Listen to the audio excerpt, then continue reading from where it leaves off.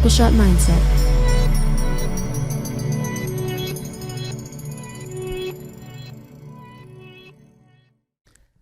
First and foremost, we'd like to give a shout out to Daniel Perez, one of our biggest fans. Deep hey. Yeah, he's in the house. Well, he's not, but his sister is right there. And thanks for your supportive thoughts and listening and watching and telling your sister the truth about who's the best here. I got you, bro.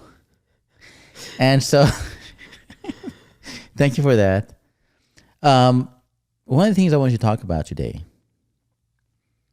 was awareness.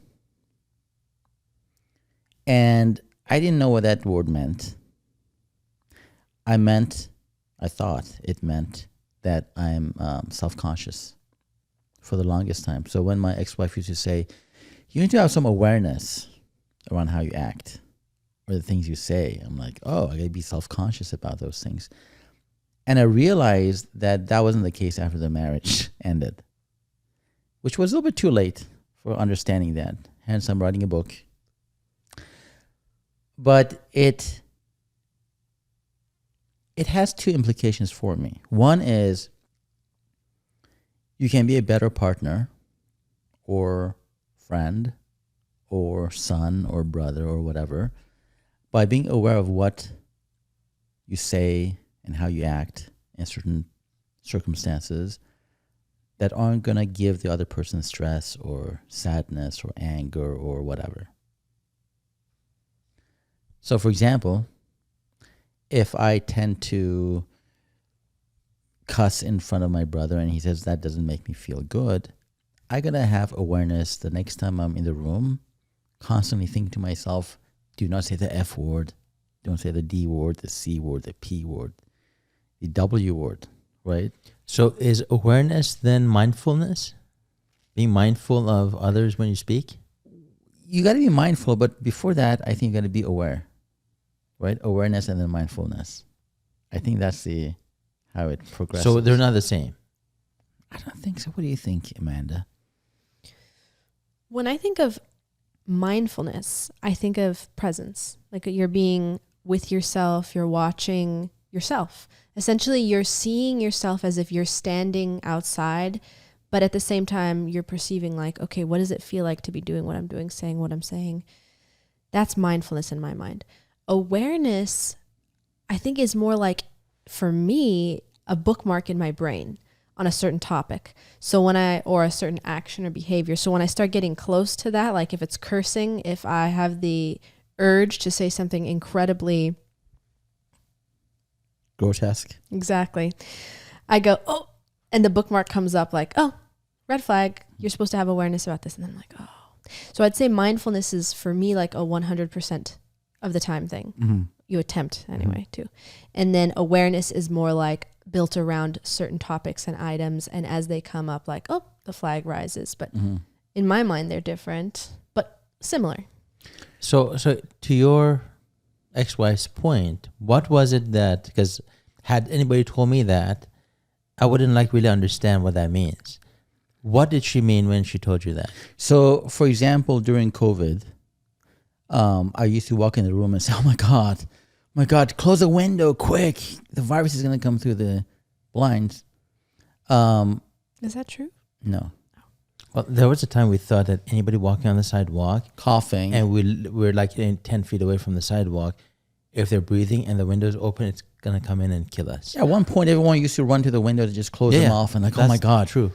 The virus is going to come in. So I remember one day, the kids were watching TV.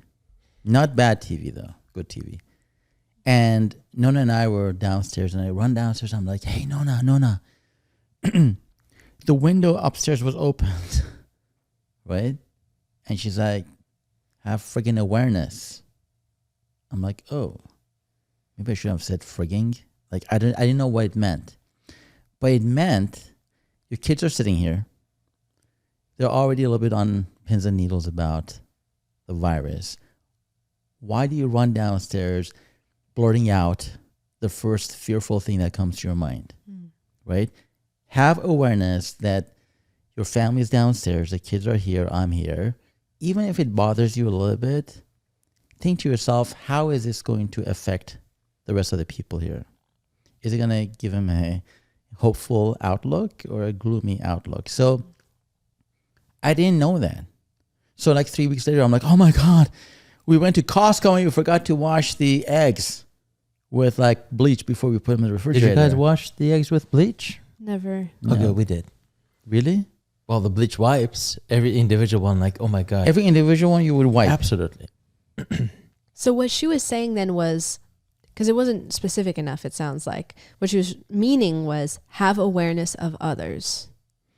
Have awareness of the way your behavior is affecting other people right now. And I had no idea what that meant. I had no idea for like being with her for 14 years. I had no idea what that word meant. And I never stopped to ask, what does that mean exactly? Like dumb it down for my palate. But so afterwards, when I started hearing this over and over again, and my therapist one time said, you need to have more awareness, Ardavan. Like, why does everyone say that? Like, you're a psychologist. Why are you telling me to be self-aware or like, you know. In your mind, self-conscious. Self-conscious. Yeah.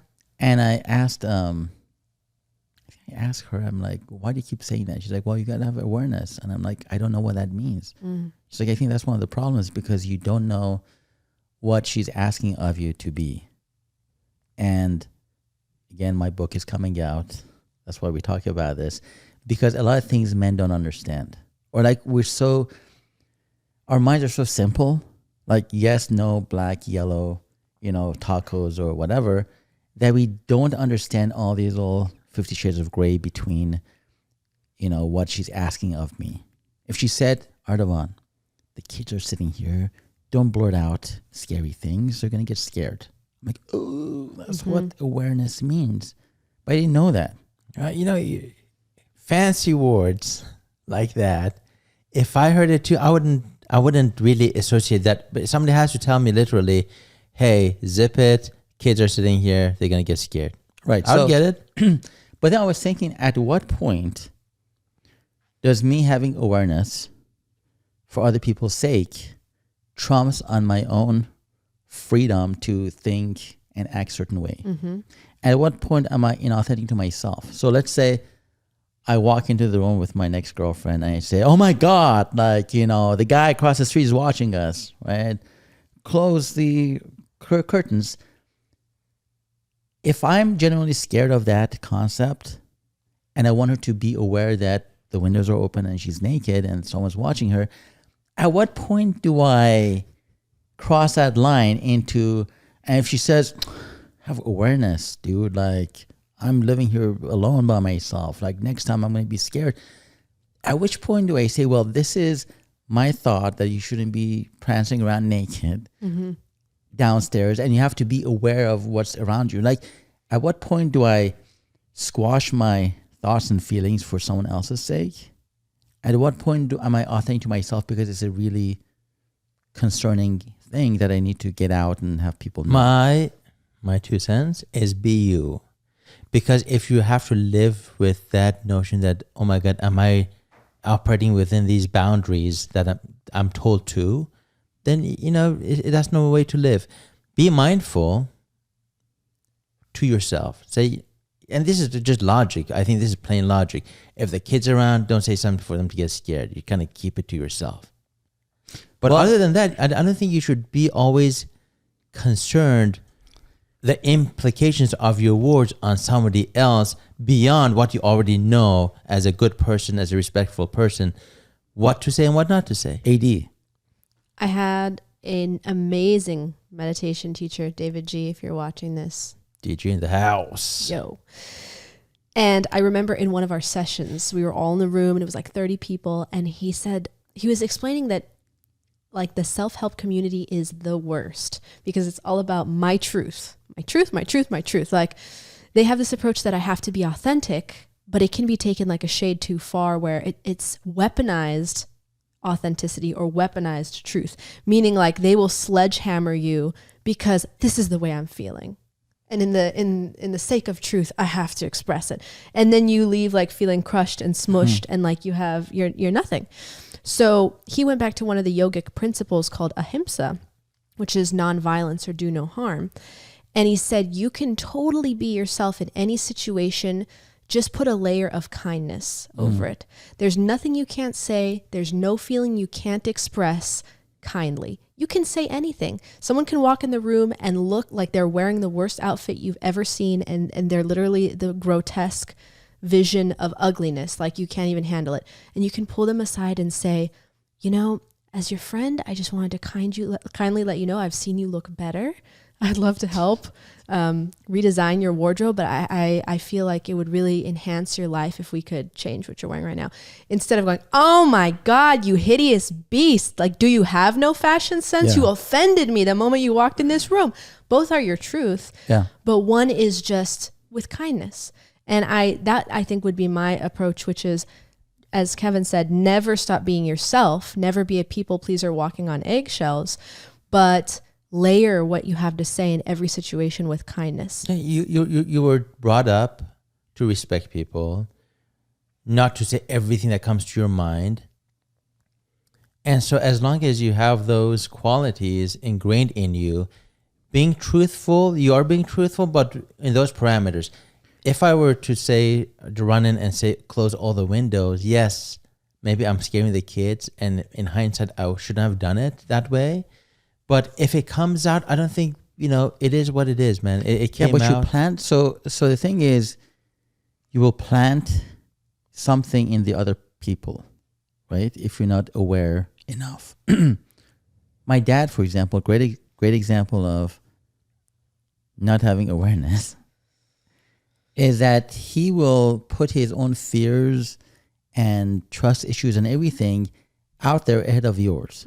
So, for example, one year, like 10 years ago, Kevin had this eye thing. He still does. He just got it surgically repaired, hopefully.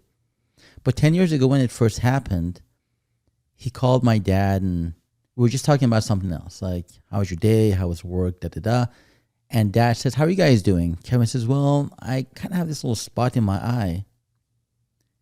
And before he could finish that sentence, oh no, oh my God, let's go to Mayo Clinic right now. Where is it? Where's Mayo Clinic? Minneapolis? Let's go. Okay, I have $180,000 in my bank account. Let's just go get the cancer removed. And I'm like, Dad. He's like, oh, because I'm concerned.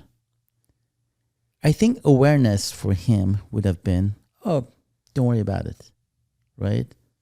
Everyone gets it. Go see a doctor. I'm sure it's nothing. But the fact that he was true to himself, and I asked him this, I'm like, why do you blurt out everything that comes to your head without any filter? Because that's my truth.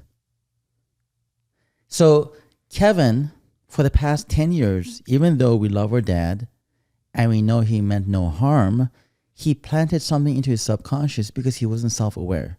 So to this day, every morning he blinks his eye. He's like, I still see the spot, da-da-da.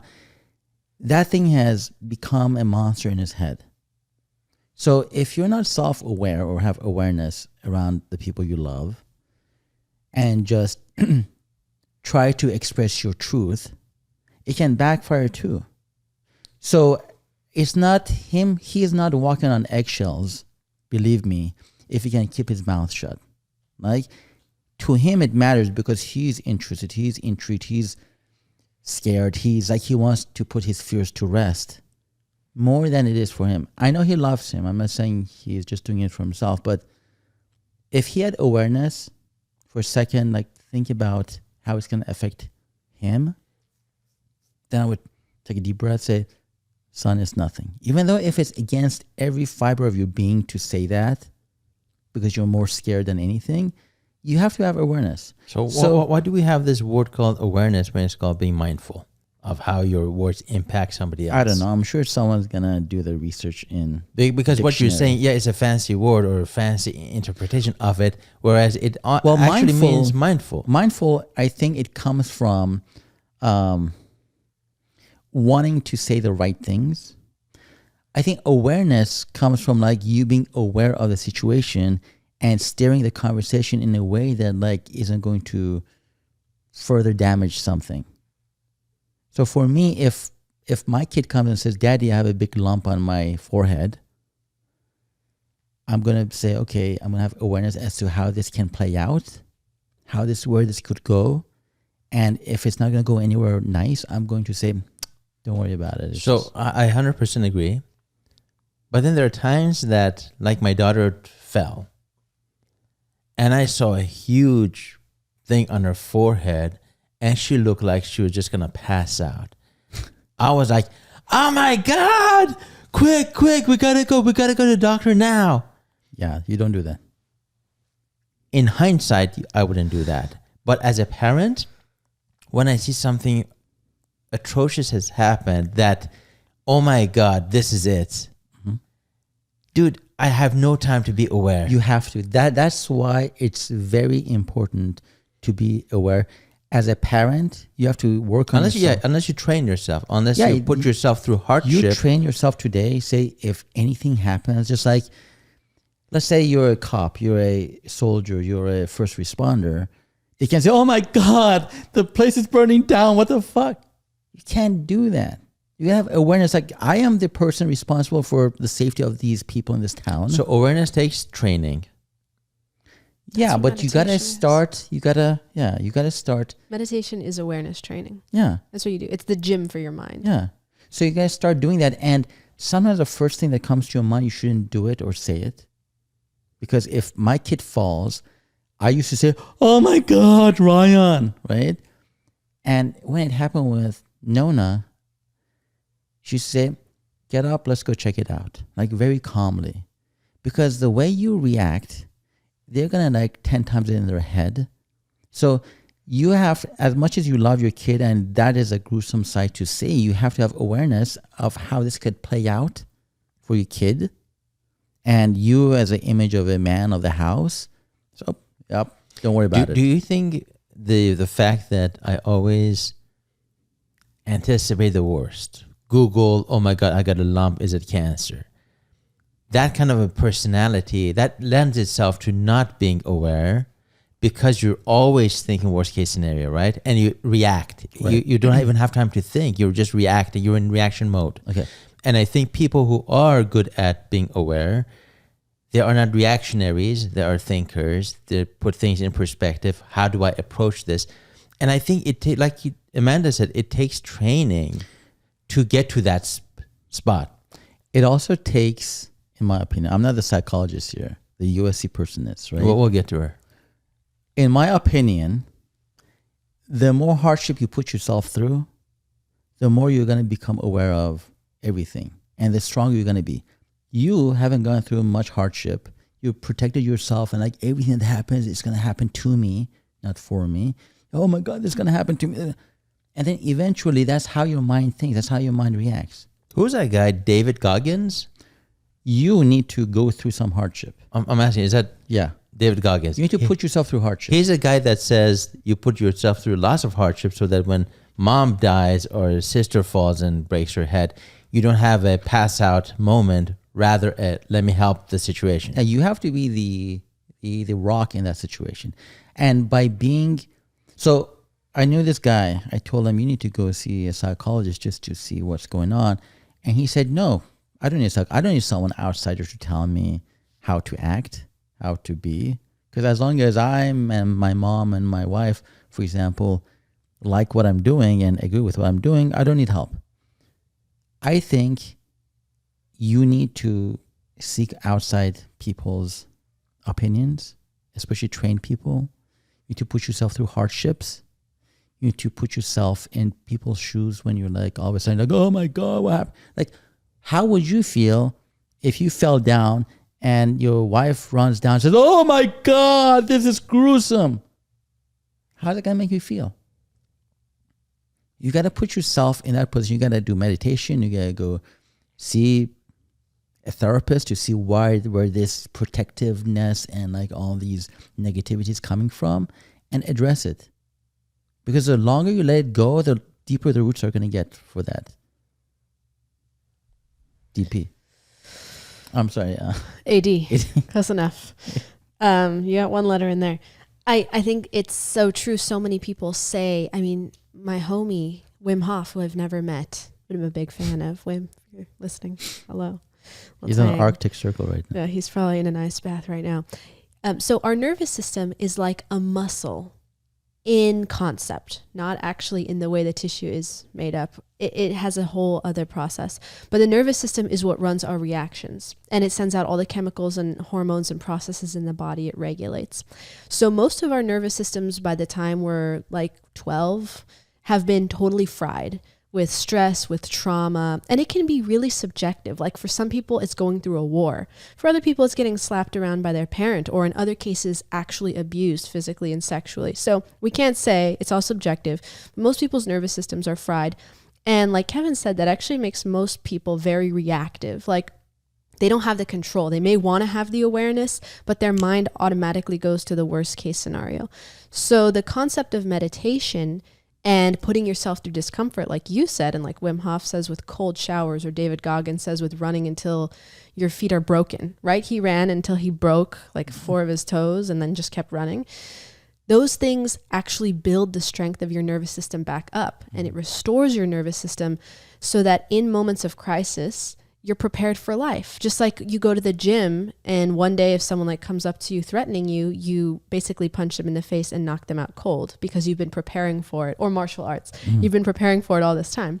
Meditation is that for your nervous system and your brain. So there's truth in both sides. You prepare and you put yourself through discomfort, and you intentionally seek out the things that build resilience in you, and then you can handle anything that comes at you. I hope. So I don't think you're absolutely right.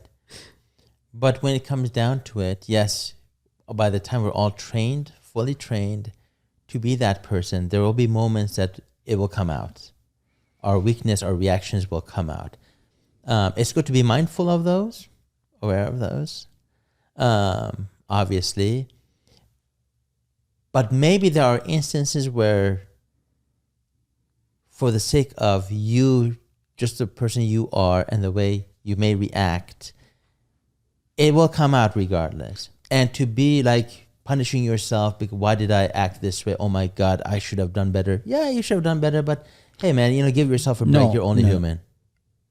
I believe if you want to be the person you strive to be, you have to call yourself out on issues that come up. Like being forgiving on yourself for like maybe cheating on your diet for like a day, that's okay.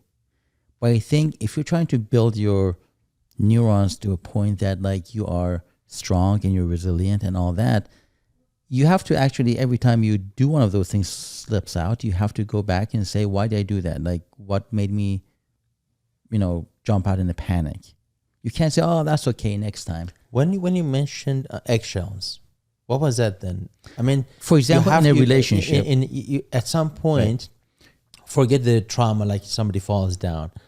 But let's say you have something to express. So the reason I said that is because someone that I was dating, I cannot name names, but she's a psychologist too. As a matter of fact, most of my dates are psychologists. She said that she's hypersensitive towards certain jokes that I make, right? And they're not bad jokes. They're not like, racist jokes. None of that. A certain type of joke I make, she wasn't okay with it, right? Even though they're not a bad joke, even though I wasn't trying to be rude to anyone, it was just my personality. At that point, I'm like, at which point am I have to self-regulate my mouth and my sense of humor? And at which point am I not being authentic to myself? Because I don't go around insulting people, but she had a issue with certain things that I was making a joke of. And I don't want to walk on eggshells. If she has a problem with my sense of humor, then we shouldn't be going out. That was the reason I said that. But that's exactly what I said. I think reactionary stuff. I said put the reaction stuff out of the way, the trauma stuff put out of the way. Regular everyday life, like you said, if you can't be yourself, being a funny person without being offensive, but somebody doesn't like it, too bad for them. But I think you're right. I think me saying something funny and someone doesn't appreciate that, that's not going to change their life. If I running to my kid after he's broken his ankle and yell and scream like a bitch, that's going to affect not only him, how he views this injury and this incident, but it's also going to make me weaker as a person. Not just to myself, but the people who are like looking, what the fuck? This guy is like screaming like a bitch. Like get a hold of yourself. At that point, I have to go back and say, why did I do that? Like, why am I being such a scaredy cat? Why does this reaction come out? And if I can't figure it out about myself, I have to go seek help, get a therapist to see why does someone hurting themselves get that kind of reaction out of me, right? Because it's not good for me. It's not good for the kids. It's not good for anyone. Maybe it's good for me, it's self-serving because like this is how I feel. But we have to control that. You just said about David Goggins that he runs and he trains himself to be the rock when something bad happens in people's lives. He wants to be the one who's like holding it together. So I don't think he has any leeway to say, that's okay, this time it happened, next time, right? No. Even if it happens, if it slips out, he's not going to give himself a break. He's going to see why it happened, what led to it, go seek help, so that he'll be better off from it. And I think a lot of people who don't want to seek help, who don't want to dig deep and say, well, this is who I am, they're going to have the most issues when something really bad starts happening. Because that person that you've protected and this is who I am, I'm not going to change, then that person is going to really like come undone. So my point was, while I agree with you 100%, my point was for the trauma things, the bad things that happen to your family, the kid falls, 100%. You train yourself to be the rock 100% of the time. But for casual dating, telling jokes, oh no, that's you just be you, man. Of course. Of course, you're mindful not to say something derogatory, mean, disrespectful, dishonest. Just be you. And if people don't dig that because you're being who you are, right? No, that's too bad for them. That has on the totem pole of awareness, that's like the lowest. But the highest would be how you react to things. Because in life, we only have one choice, is how we react to Dollinger issues. You've said it all. The wisdom's been dropped on the table. I appreciate that. Bam. Look at that. Triple Shot Mindset.